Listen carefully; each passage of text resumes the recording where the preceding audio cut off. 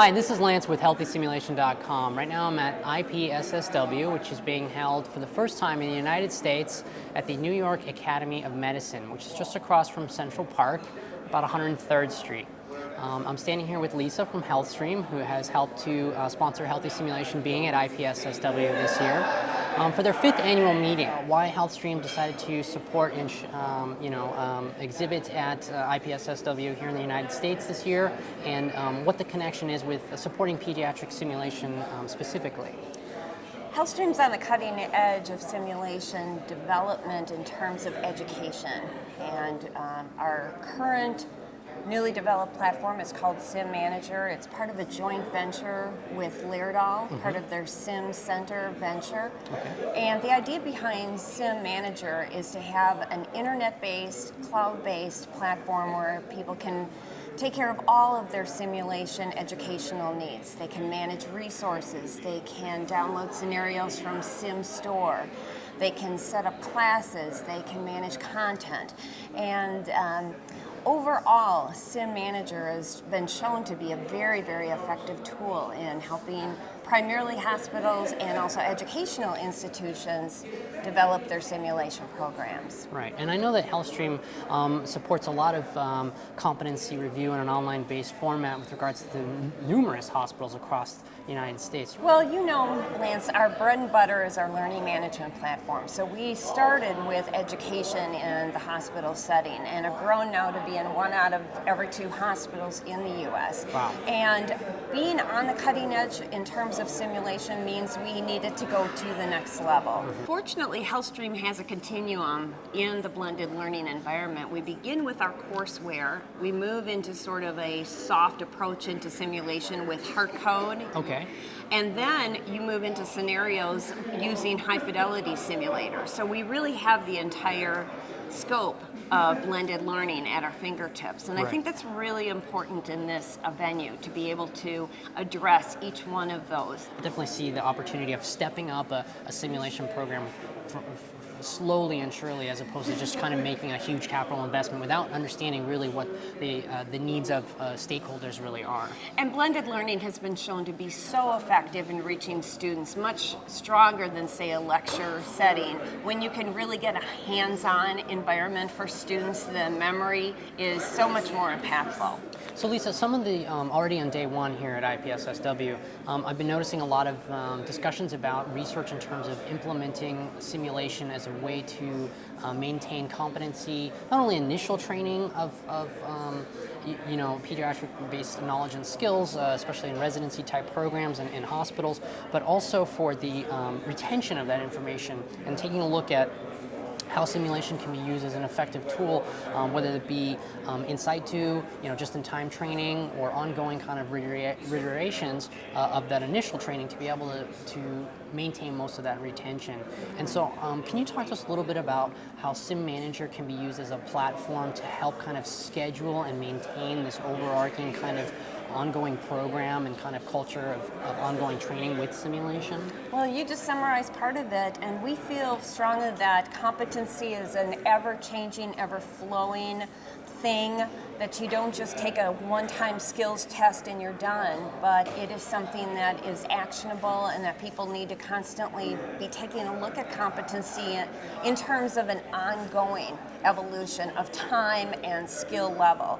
And Sim Manager is a great platform to be able to manage what you need to have done in order to maintain those competencies. Taking a look at your classes, making sure that your curriculum is in a place where you need it to be, building in simulation events and using Sim Manager to schedule things like your sim events, taking scenarios, downloading them, allocating them to simulators. All of that is part of the functionality of Sim Manager, and we feel that's really an excellent platform to be able to use when it comes to competency. And I will say that having directed the Clinical Simulation Center of Las Vegas for so long, during its initial founding years from 2009 to 2012, that there is a serious underestimation about the amount of time and energy that it takes to really operate simulation technology in a curriculum and in a program in an ongoing fashion. So tools that allow for programs to be able to better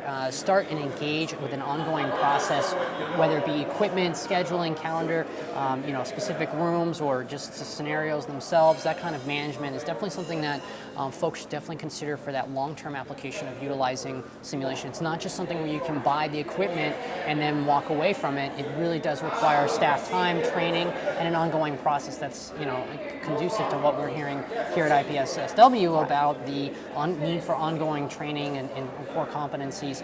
Not every 4 years for recertification, but maybe insight to 20 minutes a month, and an ongoing process that allows for better-based training. So I can definitely speak to that. Absolutely, and it's very labor-intensive, as you mentioned. There's so many moving parts, so much that needs to be done in order to manage those competency skills.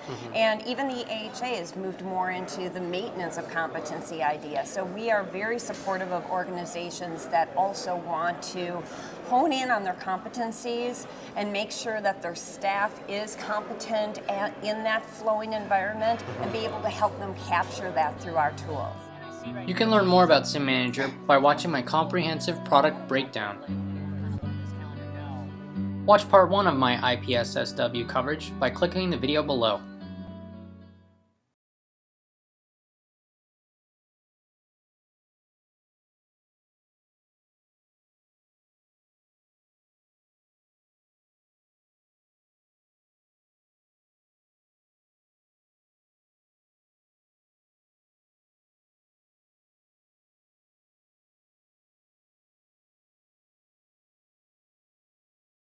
Overall, I found IPSSW to be a very innovative meeting with great resources for pediatric healthcare simulation educators. To stay informed, subscribe to our YouTube channel, visit healthysimulation.com, healthstream.com, and ipedsim.org. Finally, click the speakers below to watch their full interviews.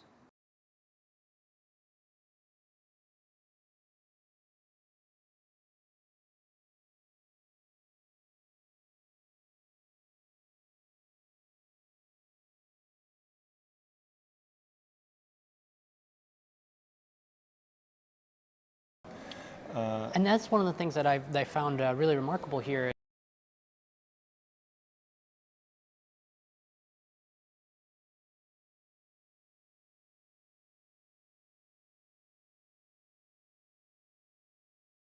All over Europe, Australia, all over Asia, and from around the world. You yourself are from Bristol, I believe? Bristol in the United Kingdom, yes. Oh, very good.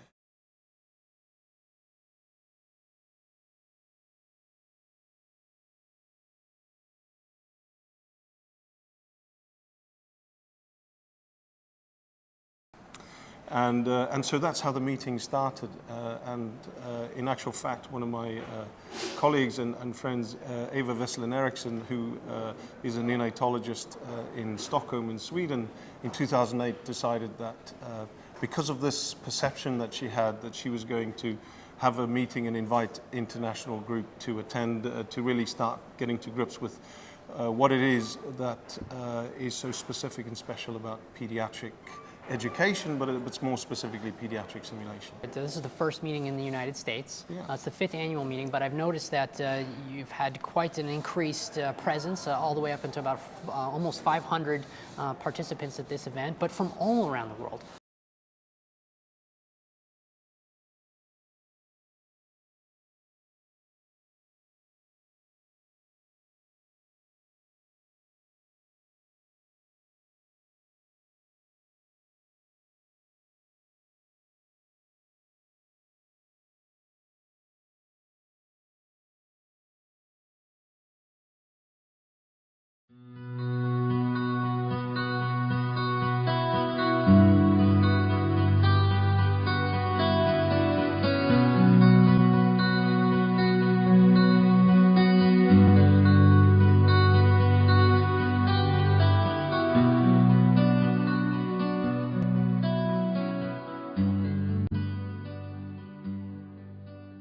I'm standing next to David Grant, who is the upcoming president of IPSS, and I will let him explain what that acronym is all about and what we're doing here at the New York Academy of Medicine. Right, okay. So IPSS is the International Pediatric and Perinatal Simulation Society. And it's a group that really was born from an idea, I guess for us as people in pediatric practice, if you think about pediatrics as a specialty, children are mostly well. Mm-hmm. And so if you look at the spectrum of healthcare, children are often the smaller sector, and so the adult healthcare groups are much larger groups than the pediatrics classically within the healthcare spectrum. And so although there are simulation societies both in Europe and in the US and other parts of the world, what we found as pediatric simulation practitioners as we went to those meetings, that actually through no fault of those individual organizations, because their membership is much larger adult practice, and so we felt a little bit that often going to those things there were very few elements that dealt specifically with our needs. Idea critical mass volume sort of outcome type ratio that you're describing, and so the high risk low volume events is exactly what a lot of our simulation programs evolves around. And the reality is that, at times when I trained, it was acceptable for people to learn, if you like, on patients, and there was that learning curve was much closer to the patient.